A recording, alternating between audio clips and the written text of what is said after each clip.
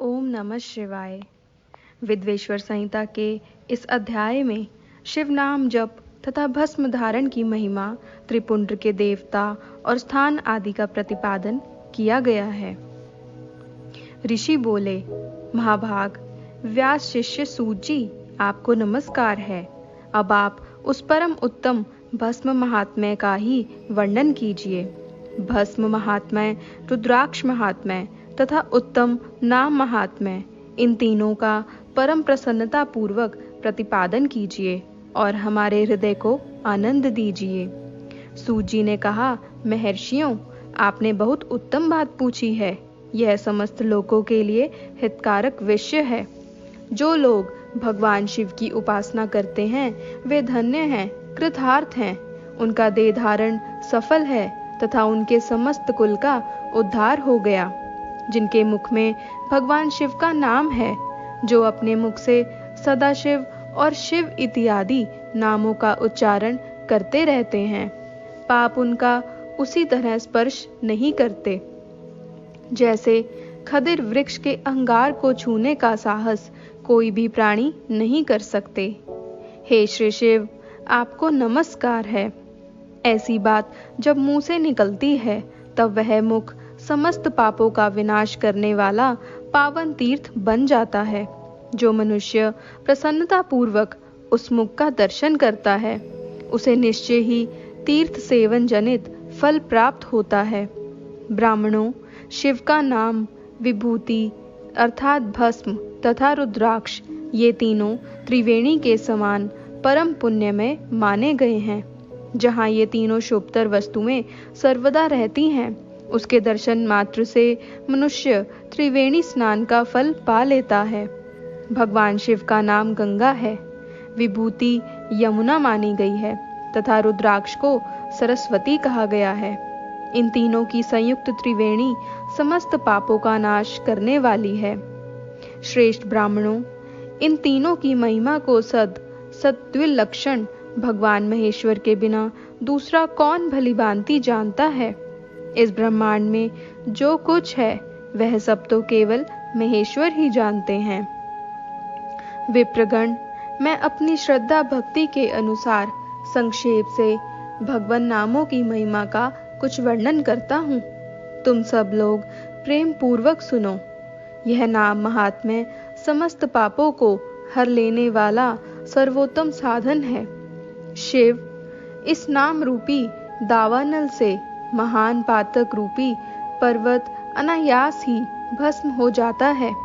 यह सत्य है, सत्य है, इसमें संशय नहीं है। शौनक, पाप मूलक जो नाना प्रकार के दुख हैं, वे एकमात्र शिव नाम से नष्ट होने वाले हैं। दूसरे साधनों से संपूर्ण यत्न करने पर भी पूर्णतया नष्ट नहीं होते हैं। जो मनुष्य इस भूतल पर सदा भगवान शिव के नामों के जप में लगा हुआ है, वह वेदों का ज्ञाता है, वह पुण्यात्मा है, वह धन्यवाद का पात्र है तथा वह विद्वान माना गया है। मुने, जिनका शिव नाम जप में विश्वास है, उनके द्वारा आचरित नाना प्रकार के धर्म तत्काल फल देने के लिए उत्सुक हो जाते हैं। महर्षि, भगवान शिव के नाम से जितने पाप नष्ट होते हैं, उतने पाप मनुष्य इस भूतल पर नहीं कर सकते। जो शिव नाम रूपी नौका पर आरूढ़ हो संसार रूपी समुद्र को पार करते हैं, उनके जन्म मरण रूप संसार के मूलभूत वे सारे पाप निश्चय ही नष्ट हो जाते हैं। महामुने, संसार के मूलभूत पातक रूपी पादपों का शिव नाम रूपी कुठार से निश्चय ही नाश हो जाता है। जो पाप रूपी दावानल से पीड़ित हैं, उन्हें शिव नाम रूपी अमृत का पान करना चाहिए। पापों के दावानल से दग्ध होने वाले लोगों को उस शिव नाम अमृत के बिना शांति नहीं मिल सकती। जो शिव नाम रूपी सुधार की वृष्टि जनित धारा में गोते लगा रहे हैं, वे संसार रूपी दावानल के बीच में खड़े होने पर भी कदापि शोक के भागी नहीं होते।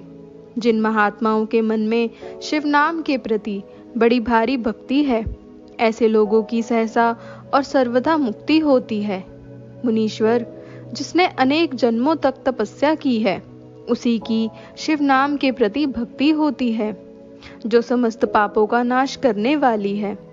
जिसके मन में भगवान शिव के नाम के प्रति कभी खंडित न होने वाली असाधारण भक्ति प्रकट हुई है, उसी के लिए मोक्ष सुलभ है। यह मेरा मत है। जो अनेक पाप करके भी भगवान शिव के नाम जप में आदर पूर्वक लग गया है, वह समस्त पापों से मुक्त हो जाता है, इसमें संशय नहीं है। जैसे वन में दावानल से दग्ध हुए वृक्ष भस्म हो जाते हैं, उसी प्रकार शिव नाम रूपी दावानल से दग्ध होकर उस समय तक के सारे पाप भस्म हो जाते हैं। शौनक, जिसके अंग नित्य भस्म लगाने से पवित्र हो गए हैं तथा जो शिव नाम जप का आदर करने लगा है, वह घोर संसार सागर को भी पार कर लेता है। संपूर्ण वेदों का अवलोकन करके पूर्ववर्ती महर्षियों ने यही निश्चित किया है कि भगवान शिव के नाम का जप संसार सागर को पार करने के लिए सर्वोत्तम उपाय है। मुनिवरों, अधिक कहने से क्या लाभ। मैं शिव नाम के सर्व पापहरी महात्म्य का एक ही श्लोक में वर्णन करता हूँ। भगवान शंकर के एक नाम में भी पाप हरण की जितनी शक्ति है, उतना पातक मनुष्य कभी कर ही नहीं सकता। मुने, पूर्व काल में महापापी राजा इंद्रदुम्न ने शिव नाम के प्रभाव से ही उत्तम सद्गति प्राप्त की थी। इसी तरह कोई ब्राह्मणी युवती भी जो बहुत पाप कर चुकी थी, शिव नाम के प्रभाव से ही उत्तम गति को प्राप्त हुई। द्विजवरों, इस प्रकार मैंने तुमसे भगवान नाम के उत्तम महात्म्य का वर्णन किया है। अब तुम भस्म का महात्म्य सुनो, जो समस्त पावन वस्तुओं को भी पावन करने वाला है। महर्षियों, भस्म संपूर्ण मंगलों को देने वाला तथा उत्तम है। उसके 2 भेद बताए गए हैं। उन भेदों का मैं वर्णन करता हूँ, सावधान होकर सुनो। एक को महाभस्म जानना चाहिए और दूसरे को स्वल्प भस्म। महाभस्म के भी अनेक भेद हैं। वह 3 प्रकार का कहा गया है, श्रौत, समार्त और लौकिक। स्वल्प भस्म के भी बहुत से भेदों का वर्णन किया गया है। श्रौत और समार्त भस्म को केवल द्विजों के ही उपयोग में आने के योग्य कहा गया है। तीसरा जो लौकिक भस्म है, वह अन्य सब लोगों के भी उपयोग में आ सकता है। श्रेष्ठ महर्षियों ने यह बताया है कि द्विजों को वैदिक मंत्र के उच्चारण पूर्वक भस्म धारण करना चाहिए। दूसरे लोगों के लिए बिना मंत्र के ही केवल धारण करने का विधान है। जले हुए गोबर से प्रकट होने वाला भस्म अग्नेय कहलाता है। महामुने, वह भी त्रिपुंड्र का द्रव्य है, ऐसा कहा गया है। अग्निहोत्र से उत्पन्न हुए भस्म का भी मनीषी पुरुषों को संग्रह करना चाहिए। अन्य यज्ञ से प्रकट हुआ भस्म भी त्रिपुंड्र धारण के काम में आ सकता है। जाबालोपनिषद में आए हुए अग्नि इत्यादि 7 मंत्रों द्वारा जल मिश्रित भस्म से धूलन अर्थात विभिन्न अंगों में मर्दन या लेपन करना चाहिए। महर्षि जाबालिनी ने सभी वर्णों और आश्रमों के लिए मंत्र से या बिना मंत्र के भी आदर पूर्वक भस्म से त्रिपुंड्र लगाने की आवश्यकता बताई है। समस्त अंगों में सजल भस्म को मलना अथवा विभिन्न अंगों में तिरछा त्रिपुंड्र लगाना, इन कार्यों को मोक्षार्थी पुरुष प्रमाद से भी न छोड़े, ऐसा श्रुतिका का आदेश है। भगवान शिव और विष्णु ने भी तिरक त्रिपुंड्र धारण किया है। अन्य देवियों सहित भगवती उमा और लक्ष्मी देवी ने भी वाणी द्वारा इसकी प्रशंसा की है। ब्राह्मणों, क्षत्रियों, वैश्यों, शूद्रों, वर्ण संकरों तथा जाति भ्रष्ट पुरुषों ने भी उद्धूलन एवं त्रिपुंड्र के रूप में भस्म धारण किया है। इसके पश्चात भस्म धारण तथा त्रिपुंड्र की महिमा एवं विधि बताकर सूत जी ने फिर कहा, महर्षियों, इस प्रकार मैंने संक्षेप से त्रिपुंड्र का महात्म्य बताया है। यह समस्त प्राणियों के लिए गोपनीय रहस्य है, अतः तुम भी इसे गुप्त ही रखना चाहिए। मुनिवरों, ललाट आदि सभी निर्दिष्ट स्थानों में जो भस्म से 3 तिरछी रेखाएं बनाई जाती हैं, उन्हीं को विद्वानों ने त्रिपुंड्र कहा है। बाहों के मध्य भाग से लेकर जहां तक बाहों का अंत है, उतना बड़ा त्रिपुंड्र ललाट में धारण करना चाहिए। मध्यमा और अनामिका उंगली से 2 रेखाएं करके बीच में अंगुष्ठ द्वारा प्रतिलोम भाव से की गई रेखा त्रिपुंड्र कहलाती है। अथवा बीच की 3 अंगुलियों से भस्म लेकर यतन पूर्वक भक्ति भाव से ललाट में त्रिपुंड्र धारण करें। त्रिपुंड्र अत्यंत उत्तम तथा भोग और मोक्ष को देने वाला है। त्रिपुंड्र की 3 रेखाओं में से प्रत्येक के 9 देवता हैं, जो सभी अंगों में स्थित हैं। मैं उनका परिचय देता हूँ, सावधान होकर सुनो। मुनिवरों, प्रणव का प्रथम अक्षर अकार, गार्यपत, पत्नी अग्नि, पृथ्वी, धर्म, रजोगुण, ऋग्वेद, क्रिया शक्ति, प्रातः सवन तथा महादेव, ये त्रिपुंड्र की प्रथम रेखा के 9 देवता हैं। यह बात शिव दीक्षा परायण पुरुषों को अच्छी तरह समझ लेनी चाहिए। प्रणव का दूसरा अक्षर उकार, दक्षिणाग्नि, आकाश, सत्वगुण, यजुर्वेद, मध्यदिन सवन, इच्छा शक्ति, अंतरात्मा तथा महेश्वर, ये दूसरी रेखा के 9 देवता हैं। प्रणव का तीसरा अक्षर मकार, आहवनीय अग्नि, परमात्मा, तमोगुण, द्युलोक, ज्ञान शक्ति, सामवेद, तृतीय सवन तथा शिव, ये तीसरी रेखा के 9 देवता हैं।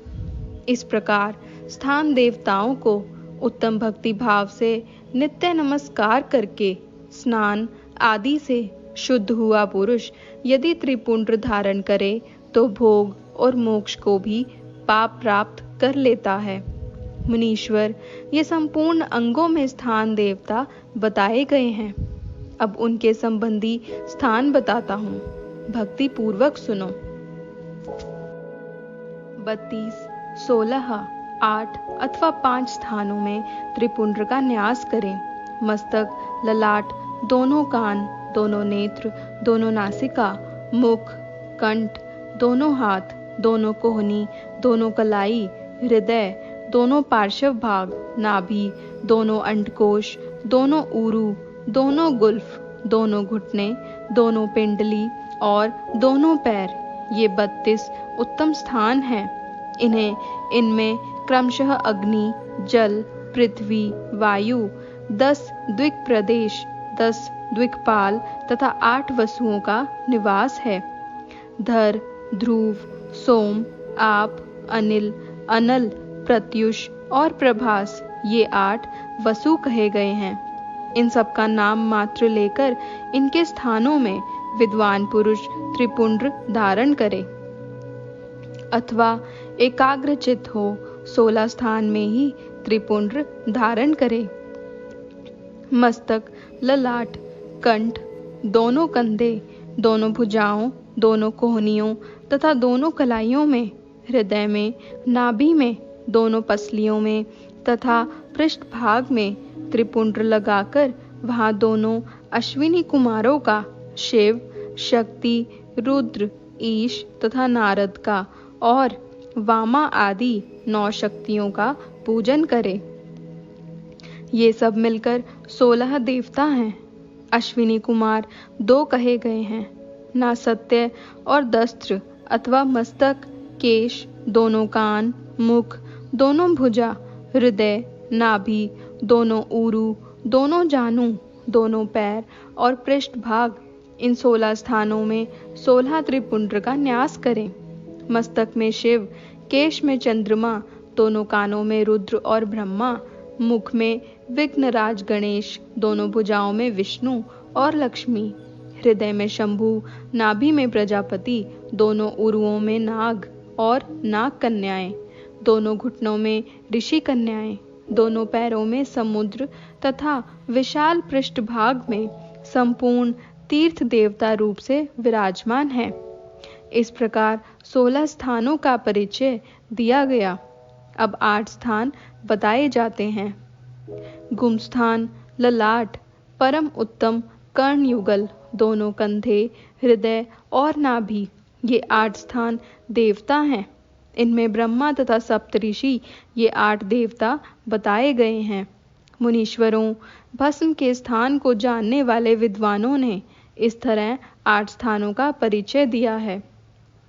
अथवा मस्तक, दोनों भुजाएं, हृदय और नाभि, इन 5 स्थानों को भस्मवेता पुरुषों ने भस्म धारण के योग्य बताया है। यथासंभव देश, काल आदि की अपेक्षा रखते हुए उद्दूलन अर्थात भस्म को अभिमंत्रित करना और जल में मिलाना आदि कार्य करें। यदि उद्दूलन में भी असमर्थ हों तो त्रिपुंड्र आदि लगाएं। त्रिनेत्रधारी, तीनों गुणों के आधार तथा तीनों देवताओं के जनक भगवान शिव का स्मरण करते हुए नमः शिवाय कहकर ललाट में त्रिपुंड्र लगाएं। ईशाभ्याम नमः ऐसा कहकर दोनों पार्श्व भागों में त्रिपुंड्र धारण करें। बीजाभ्याम नमः यह बोलकर दोनों कलाइयों में भस्म लगाएं। पितृभ्याम नमः कहकर नीचे के अंग में, उमेशाभ्याम नमः कहकर ऊपर के अंग में तथा भीमाय नमः कहकर पीठ में और सिर के पिछले भाग में त्रिपुंड्र लगाना चाहिए।